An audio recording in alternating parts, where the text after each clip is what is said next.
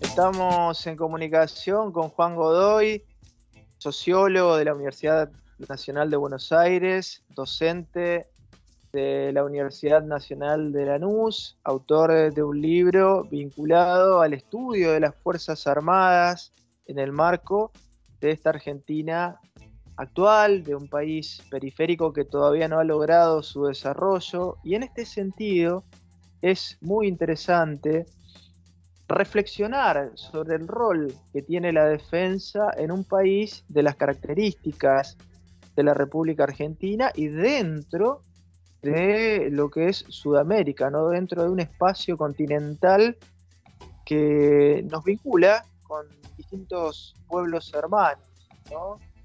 Es interesante y es necesario hacer este análisis para pensar una herramienta fundamental, las Fuerzas Armadas, como también la industria, y que en la historia han tenido un vínculo muy fuerte.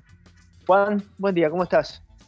Hola Luis, ¿cómo estás? Muchas gracias por la comunicación, digamos, y para estar charlando de estos temas que la verdad que son temas centrales, ¿no? Cuando vos me proponías, digamos, charlar justamente sobre las Fuerzas Armadas, me parecía sumamente pertinente, porque es una temática, como vos marcás, que es central para poder pensar no solo las Fuerzas Armadas, sino poder pensar incluso en un proyecto de desarrollo, en un proyecto de emancipación y demás, digamos, las Fuerzas Armadas aparecen como uno de los pilares fundamentales, ¿no?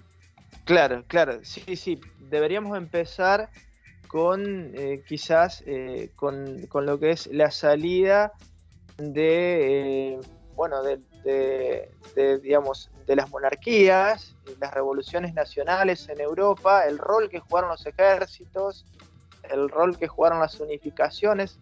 En las revoluciones burguesas, los ejércitos tuvieron un rol fundamental, revoluciones burguesas que se dieron en Europa, se completaron, y aquí en Latinoamérica no se terminaron de completar, ¿no? Ese también es un marco para analizar.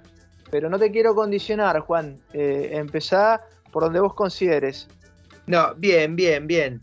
Yo ahí voy con lo que vos decías y me parecía interesante también, porque si nosotros justamente reflexionamos desde dónde pensar a la institución militar, ¿no? Desde dónde pensar a las Fuerzas Armadas, me parece necesario siempre como hacer dos o tres aclaraciones fundamentalmente, porque lo que ha primado y lo que en gran medida prima todavía en nuestro país es lo que nosotros podríamos denominar como un antimilitarismo abstracto, ¿no? Es decir, pensar que todo lo que proviene de las Fuerzas Armadas per se es negativo, digamos, ¿no? O sea, es malo, digamos, responde a un orden conservador, responde a un orden represivo, etcétera, etcétera, ¿no?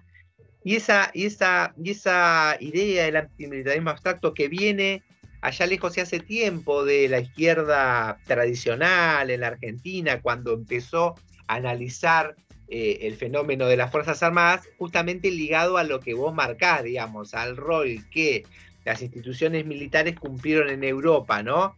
Como con otros temas, determinados personajes de la izquierda tradicional trasladan mecánicamente ideas y Claro, conceptos de Europa hacia aquí y terminan diciendo, bueno, al fin y al cabo, las Fuerzas Armadas son el elemento represivo de la clase dominante y su función es mantener el orden, que es un orden injusto, es un orden justamente desigual, etcétera, etcétera, ¿no?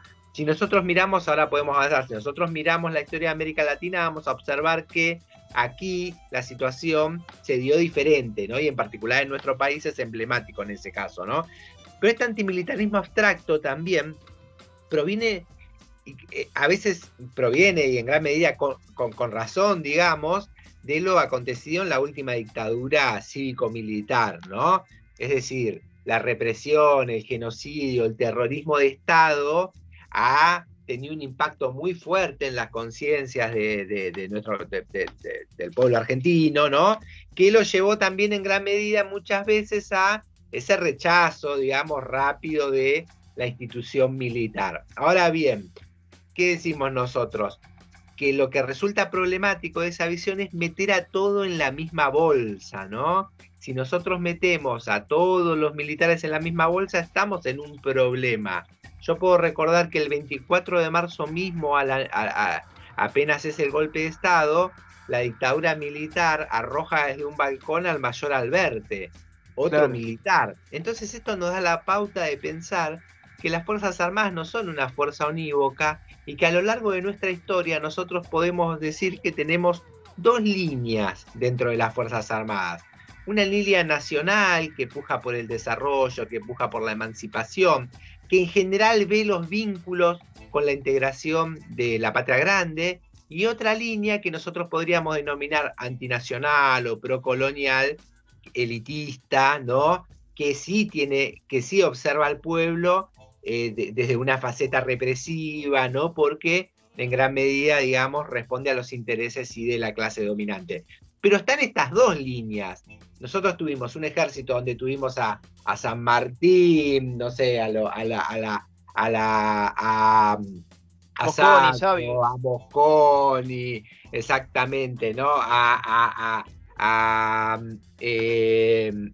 Perón mismo, a Juan Ignacio San Martín, ¿no? A Raúl Barrera, digamos, a Luis Ernesto Vicat. O sea, un montón de tipos que representarían una línea nacional o representan una línea nacional. Y también tuvimos el ejército, claro, de Aramburu, de Mitre, de Rojas, de Videla, de Macer, bueno, etcétera, etcétera, ¿no? ¿Qué quiero decir? Entonces, tenemos dos líneas de las Fuerzas Armadas que responden a dos proyectos de nación diferentes, ¿no? Ahora, uno Juan, que busca la emancipación y ruptura del orden semicolonial y otro que busca afianzarlo.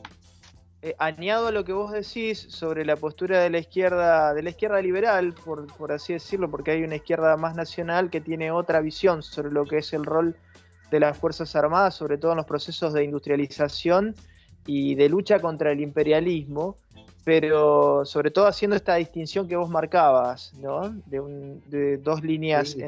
históricas en el ejército. Pero también hay en esta línea de análisis hay que agregar el impacto que tuvo, para bien y para mal, la estrategia de Estados Unidos luego de Nixon, ¿no? Porque Nixon es el malo, el republicano, el que termina con la atrocidad de Vietnam.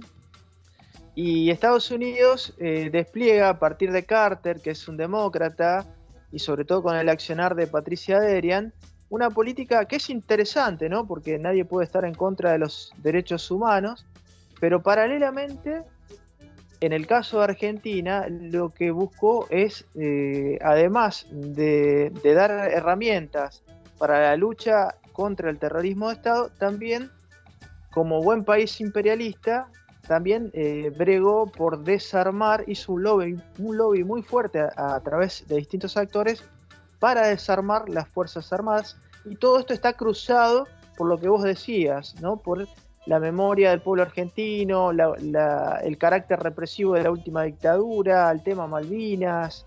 Bueno, entonces hay una serie de elementos que complejizan el análisis, más allá de esto que vos marcabas, de la visión histórica de la izquierda liberal. Exactamente, ¿no? Hay dos cuestiones tal cual, la izquierda de cuño nacional, digamos, Jorge Abelardo Ramos, Pilimbergo y más, tiene un análisis en esta línea que venía marcando de las dos líneas de las Fuerzas Armadas, fundamentalmente Colorado Ramos, con un libro maravilloso, muy recomendable, que es Ejército y Semicolonia, ¿no? Y como vos decís, claro, está vinculado también a un entramado de circunstancias donde vos decías, y lo resaltaría fuertemente yo, la cuestión Malvinas aparece como central, ¿no? Es decir, o digamos la posguerra de Malvinas, lo que nosotros denominamos como la desmalvinización, aparece como central en la ruptura y la desintegración de las Fuerzas Armadas, porque como vos bien decías, las Fuerzas Armadas en los países semicoloniales, como la Argentina, que tiene una independencia, pero que termina siendo meramente formal esa independencia, porque la situación de hecho es de ser un país dependiente, en esos países las Fuerzas Armadas muchas veces cumplieron, como en el caso de la Argentina, como el rol de ser como una clase de reemplazo, es decir, en cierto punto, impulsar las fuerzas productivas.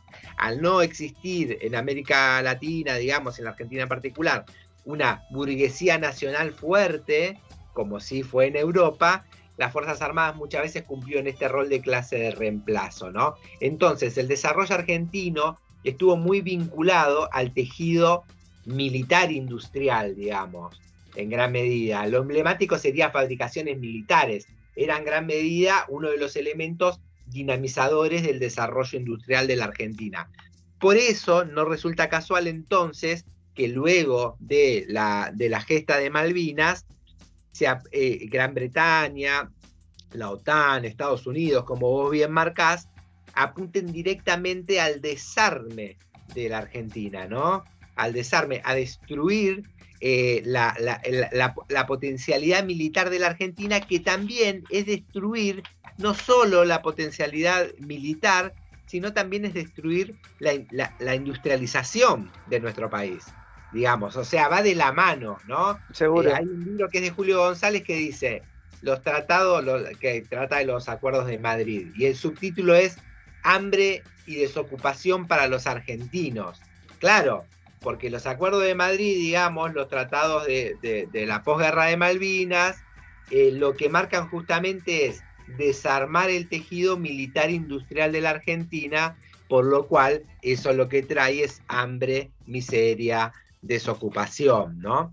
Entonces ahí aparece otro elemento central que es el antimilitarismo o el desarme de la Argentina, tiene mucho que ver con el proceso de desmalvinización. Por supuesto que es importante, Juan, la lucha contra el terrorismo de Estado y estamos de acuerdo en que aquellos que cometieron estos delitos de lesa humanidad tienen que ser encarcelados, como en cualquier país del mundo, pero este análisis, como vos marcabas, no puede ser lineal, ¿no? Eso no amerita que destruyas una institución que le ha dado históricamente muy buenos resultados a la Argentina, porque si mencionás a Mosconi, es la primera, la primera empresa petrolera estatal del mundo que tuvo un gran suceso, que funcionó muy bien. Mencionabas el proceso de industrialización de Sabio de los años 30, ¿no? Que comienza fuertemente en los años 30, y eso en la industria siderúrgica fue vital, ¿no? ¿Cuántos empleos, cuántos trabajadores surgieron de esas entrañas en la República Argentina, ¿no? Por eso hay que reflexionar bien. Exactamente, ¿no? Ahí tenemos fabricaciones militares en el año 41, también la creación de una flota mercante que empieza también en el 41 y luego ya durante los años del peronismo va a tener un desarrollo impresionante, va a ser la más importante de la región, una de las más importantes del mundo. No casualmente es una de las cuestiones que se destruye, digamos, nuestra flota mercante, ¿no? Te da, digamos, te rompe en gran medida o te lleva a la subordinación, ¿no? Y así también, como vos bien marcabas, Luis, digamos, aparece como central reflexionar también sobre las características de la Argentina y por qué es central fortalecer unas Fuerzas Armadas. Y siempre valdría la aclaración, en línea nacional, digamos, en función de la emancipación, de la ruptura del orden semicolonial, etcétera, etcétera. Y por qué es importante, digamos, repensar el rol, y me parece a mí interesante reflexionar como vos proponés, Luis, porque claro, Argentina tiene una larga plataforma marítima, larguísima plataforma marítima, una porción de su territorio ocupada por una potencia extranjera, una base de la OTAN, digamos, en nuestro territorio y a pocos kilómetros del continente, de la parte continental nuestra, ¿no? Tiene enormes recursos naturales, tiene porciones significativas de nuestro país, digamos, del territorio con escasa densidad poblacional, una economía subordinada, una enorme deuda externa, una economía fundamentalmente ligada a la producción de materias primas y a la valorización financiera. En este esquema, no tener una política de defensa nacional seria y profunda resulta realmente algo pernicioso, peligroso, hasta incluso podríamos decir suicida como país, ¿no? Ya lo había marcado Perón, digamos. la centralidad de que iban a tener los recursos que hoy tienen, se ve incluso con el conflicto actual, los recursos, los alimentos, ¿no? Y demás, y la problemática esta de la escasa densidad poblacional en determinadas regiones de nuestro país, fundamentalmente en la Patagonia, pensar la proyección antártica también, digamos, ¿no?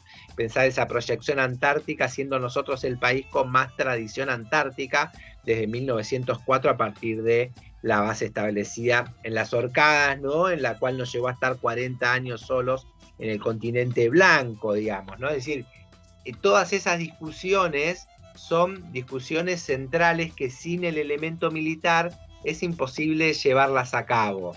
Y uno podría decir incluso en la geopolítica mundial, sin tener un elemento militar como un elemento disuasivo, y ahora si querés hacemos una aclaración de eso, es imposible, es difícil sentarte a la mesa de negociación. Se ve con Malvinas. Gran Bretaña, ¿por qué no se sienta a negociar con nosotros? Y porque nosotros no tenemos ninguna capacidad de hacer daño, digamos, podríamos decirlo en esos términos, ¿no? Y es importante pensar que establecer una política de defensa nacional, armar al país y demás, no es una política militarista, no es una política pro guerra, sino todo lo contrario, es una política disuasiva, ¿no? Hay una frase antigua, ¿no? En latín que dice como que si vos querés la paz, te tenés que armar para la guerra, ¿no? Porque claro, es el realismo político. Es el realismo político, ¿no? Porque no es muy interesante, a todos nos gusta la canción de John Lennon, de un mundo sin fronteras, y es así, ¿no? Sería el mundo ideal, pero la realidad es que los factores de poder geopolíticos existen, las fronteras existen, los intereses divergentes existen, y bueno, en ese marco, como vos decías, Juan, no tener una política de defensa que impida que te agredan, porque ese es el sentido, bueno, es de alguna manera suicida. Qué interesante esta perspectiva, Juan, y te propongo seguir más adelante, ¿no? Con capítulos puntuales de las distintas etapas de lo que ha sido la intervención del ejército. Hablábamos de Mosconi, de Sabio, de Brigadier San Martín, de Perón, bueno, tantos, San Martín mismo, bueno, tantos hombres, tantos hitos en la industrialización de la República Argentina, y tanto para desmenuzar. Te proponemos hacerlo en otra oportunidad. Este era un primer encuentro, por lo menos para tener un marco. Perfecto, perfecto. Yo solo agregaría nomás y recordaría que Arturo Jauretche decía que, bueno, para tener una política de defensa nacional había que tener una política nacional, porque él decía que sin política nacional no había ejército nacional, y sin ejército nacional no había política nacional posible. Juan Godoy, docente de la Universidad Nacional de Lanús, te agradecemos estas reflexiones. Ahí está. No, muchas gracias a vos, Luis, gracias por la comunicación,